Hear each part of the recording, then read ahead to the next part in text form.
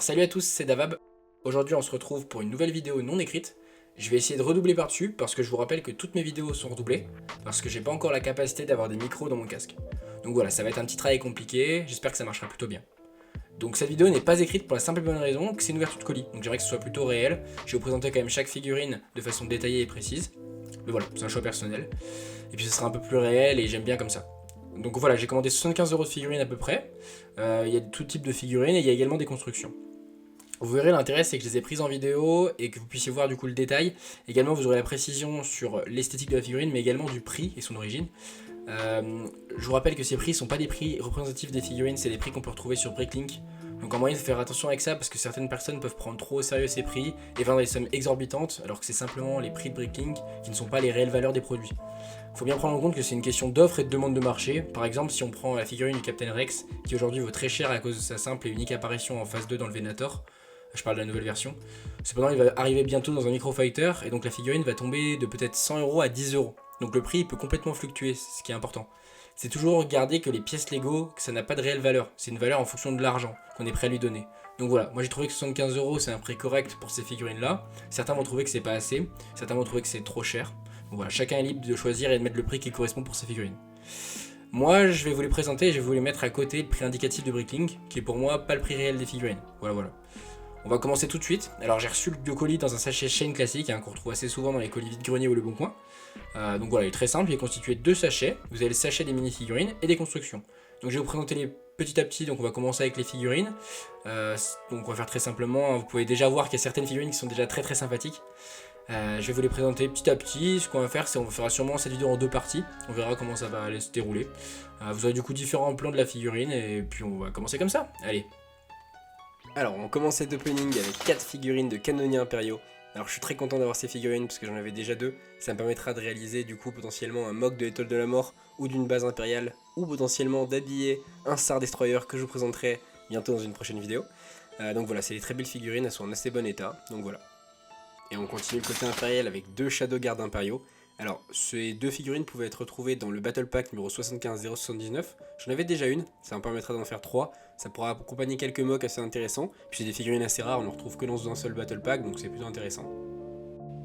Alors forcément, on continue avec le 2 Shadow Trooper du Battle Pack, donc le numéro 75079. Ce qui est hyper intéressant avec cette figurine, en plus du fait que ce soit des figurines de l'univers étendu, c'est que c'est également des figurines qui ne sont pas exclusivement, enfin c'est pas forcément la reprise des Dark Troopers, enfin Shadow Troopers qu'on avait à l'époque, donc les figurines noires, même qu'ils ont réédité récemment.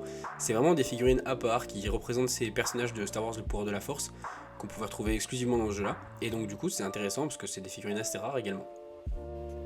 Et on continue avec un nouveau Battle Pack, le Battle Pack 8084. Du coup il y a 2 figurines d'officiers avec des armures de combat qu'on peut retrouver du coup dans les séries comme Rebels et The Bad Batch. Du coup ça nous permet de pouvoir les utiliser dans différents mocks, que ce soit sur le terrain ou même dans des croiseurs. Donc voilà.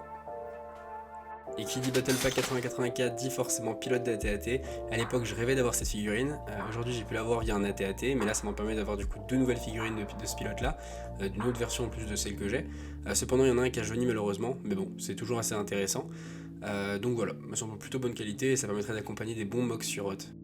On trouve également dans ce Battle Pack, alors il y en a qu'en un seul exemplaire alors qu'il y en avait 2 dans le Battle Pack, mais du coup on a un seul Snowtrooper. J'ai énormément de Snowtroopers donc ça va pas être un souci, mais du coup voilà, ça nous permet d'agrandir cette collection et puis il est en assez bon état. Alors c'est le seul véhicule qu'on a qui est en rapport avec ce Battle Pack, c'est-à-dire les motojets. Comme il y avait 2 Battle Pack, il y a forcément 2 motojets. Cependant on peut voir que la personne à qui je l'ai acheté, elle avait du coup dessiné un peu sur les pièces. Je vais essayer avec du dissolvant d'enlever ces couleurs là pour éviter que ça... Enfin pour pouvoir retrouver la motojet comme elle était à l'époque. On continue avec une nouvelle figurine et pas des moindres, un Scout Trooper de Hot qu'on avait retrouvé dans le dernier Battle Pack 75320, sorti récemment. Donc voilà, c'est super cool, je l'avais déjà en un exemplaire, ça me permet d'en avoir 2. Toujours intéressant pour compléter des mocks. Alors c'est des figurines qu'on n'a pas forcément vues dans des séries ou autres, mais voilà, ça permettra quand même de compléter la collection et puis c'est des très belles figurines. On se retrouve avec une des figurines qui a fait ce pourquoi j'ai acheté ce groupe de figurines, c'est le Scout Trooper, il est en parfait état, en plus récemment il y en a très peu qui sont sortis, on en a retrouvé un dans un set 4+, à je crois 50 €, ridicule, le 75-332, mais enfin voilà, je suis très content d'avoir pu acquérir cette figurine, en plus elle est en parfait état. Et on continue avec une super surprise, un pilote d'ATDP qu'on pouvait retrouver dans le set 75083, il est en 2 exemplaires, là on en a qu'un. D'ailleurs je l'ai pas précisé, mais à chaque fois en bas à gauche vous verrez du coup la version récente de la figurine. Alors celle-ci n'était pas appelée pilote d'ATDP, mais vu l'esthétique de la figurine je me suis douté que ça devait être une nouvelle version de celle-ci. C'est une très belle découverte parce que franchement j'en avais pas, et puis ça accompagnera mon armée impériale, et voilà, en plus c'est une très très belle figurine. On continue l'Empire avec un pilote taille. Bon, j'en ai énormément des pilotes taille, mais ça m'en rajoute un à ma collection. En plus, il me semblait pas avoir forcément celui-là. J'essaie de retrouver son origine. Je crois que ça vient de la série des planètes avec le bombardier. Mais bon, je suis pas sûr à 100%, donc voilà, je vous ai mis cette image-là. En tout cas, il est en assez bon état, il y a juste un souci au niveau des jambes. Et on continue avec une très belle surprise. 3 Stormtroopers abîmés du Battle Pack 75-134. Qui reprenait du coup l'esthétique du jeu Battlefront de 2015. Donc dans le Battle Pack on en avait 2, donc je comprends pas pourquoi il y en a 3 là. Alors peut-être qu'il y a une autre boîte que j'ai loupée qui contenait une de ces figurines là, mais du coup c'est super cool parce que j'en avais pas, et pour accompagner des mocks comme elles sont déjà abîmées, c'est vraiment super, ça rend super bien. Encore de belles figurines, 2 Stormtroopers classiques, avant la modification du moulage du casque. Je trouve qu'ils sont assez sympathiques, on retrouve les bons marquages, et puis je trouve que c'est la meilleure version de Stormtrooper qu'on ait eu de l'histoire de Lego pour l'instant. Même si les nouveaux moules, je commence petit à petit à m'y habituer, même si pour moi ça restera quand même inférieur à ce qu'on nous avait sorti à l'époque. Pour rester du côté obscur, mais cette fois-ci bien longtemps en arrière, on remonte au Battle Pack 75001, le Battle Pack de la Republic Trooper vs Sith Trooper de The Old Republic. Donc là on retrouve une figurine du soldat Sith en général, donc avec une armure noire cette fois-ci. Une très belle figurine qui est en assez bon état et qui me permettra de compléter mon armée. Bon, mon armée, j'en ai 2 ou 3, mais également j'ai potentiellement des Sith qui vont arriver, je vous expliquerai pourquoi. Donc ça me permettra de compléter mon armée de l'ancienne République, et donc, enfin de l'ancien Empire Sith, donc je suis assez content. Et forcément, pour compléter cette figurine, l'autre figurine du Battle Pack, la figurine avec la tenue rouge. J'essaie d'ailleurs de chercher d'où était tirée cette figurine là. J'ai pas forcément retrouvé, j'ai trouvé juste un concept art. Alors peut-être que j'ai pas assez joué au jeu, en tout cas dans cette classe là, j'ai joué dans toutes les classes sauf le soldat Sith. Donc peut-être qu'il y aura l'explication en jouant au jeu. Donc pour ceux qui ont joué à la seule classe du soldat Sith, vous pourrez m'expliquer en commentaire pourquoi cette tenue rouge. Allez, on passe au premier ordre avec une super figurine du canonnier du coup du premier ordre, du gunner du premier ordre. Donc on peut la retrouver dans le Battle Pack 75-197, également dans plusieurs autres boîtes, c'est une figurine assez récurrente. Personnellement j'en avais déjà 2, donc voilà, ça pourra compléter ma collection, potentiellement faire des mocks également avec ça. Je vais potentiellement également acheter le croiseur impérial de Snoke, qui était sorti à l'époque, donc ça pourra réaliser des figurines à l'intérieur, faire des techniciens, des canonniers, ça peut être intéressant. Et on continue avec un autre technicien du premier ordre. Cette fois-ci on peut le retrouver dans le Battle Pack 75-132. Je l'avais également ce technicien, donc ça m'en fera plusieurs. Je vais juste changer la tête pour éviter d'avoir 2 fois le même personnage. Mais voilà, c'est assez intéressant, puis il a une assez bonne qualité, donc c'est assez cool. Et on continue avec une figurine du Stormtrooper du premier ordre en mode AV, donc avec les munitions. Alors j'ai cherché dans quel set il aurait pu être. Alors c'est potentiellement le Quad Jumper de Jakku, alors je l'ai pas, donc c'est 75-178. Mais ça pourrait être assez intéressant que ce soit ce set là, et puis la figurine est en assez bon état, donc c'est toujours intéressant pour la collection. Et on va de surprise en surprise avec un soldat heavy du premier ordre, mais cette fois-ci pas n'importe lequel, avec une petite poche en haut de munitions, donc ça change de ceux qu'on a de base. Alors pourquoi c'est intéressant? C'est parce qu'il était exclusivement dans un polybag de 2016, pour la sortie de Star Wars 7 au cinéma. Donc voilà, c'est hyper intéressant d'avoir cette figurine là, je pensais pas l'avoir ici, je sais pas ce qu'elle fait là, mais du coup voilà, on a cette figurine là. Elle est pas spécialement chère, mais en tout cas elle est plus rare que les autres, et elle peut se retrouver exclusivement dans un polybag, donc c'est cool de l'avoir. Allez, cette fois-ci on part de l'autre côté, du côté de la résistance, pour rester à la même époque. Donc on peut retrouver 2 soldats de la résistance classique avec la t-shirt tan, le haut en tan, clan clair. Donc ces figurines là c'était dans le Battle Pack 75-131. Vous verrez que les autres figurines sont également de ce Battle Pack là, on les a toutes, mais du coup c'est intéressant de pouvoir vous les présenter une par une. Donc elles sont en assez bonne qualité celles-ci.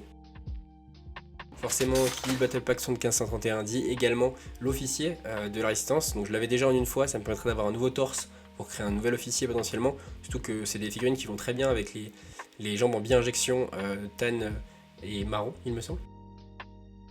Et enfin le dernier soldat de la résistance avec le haut tan foncé cette fois-ci, donc qui permettra de créer un peu de variété dans mon armée de la résistance. On remonte le temps pour revenir à la rébellion avec Leia en tenue de Endor. Alors pour moi c'est pas la meilleure tenue qu'on ait eue, mais bon c'est la plus récente, donc sauf compter celle de l'UCS à moins que ce soit les mêmes.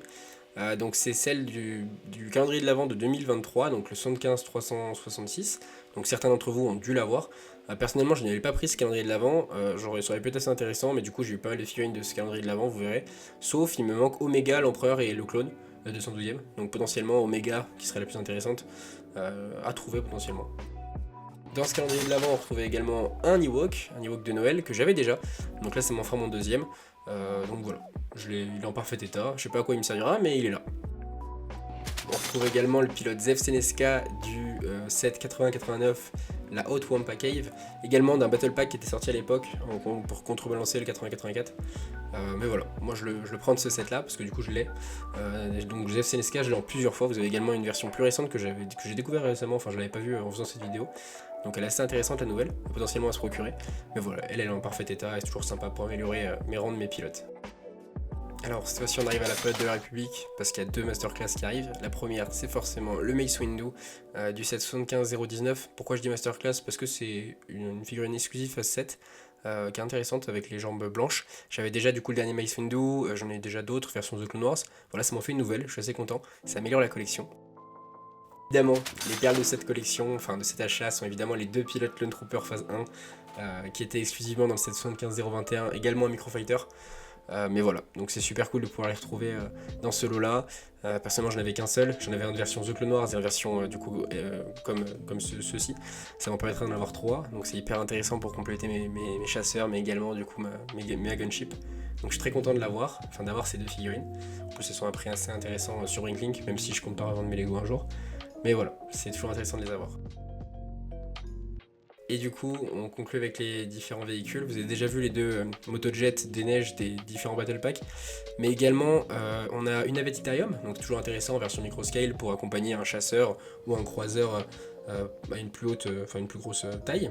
On a également le Podracer d'Anakin, donc ça c'est hyper intéressant pour les 2 sabres laser violets qui servent d'haillons de connexion entre les 2 modules. Donc ça c'est super cool parce qu'il m'en manque des sabres laser violets pour des figurines. Également on a 2 polybags, un polybag d'un X-Wing que je n'ouvrirai pas, un dernier polybag qui est sorti récemment, mais également un polybag d'un chasseur comme RK Gauntlet, donc toujours intéressant également pour pouvoir, voilà, dans la collection c'est toujours marrant, sachant que j'ai gardé le dernier de la TST.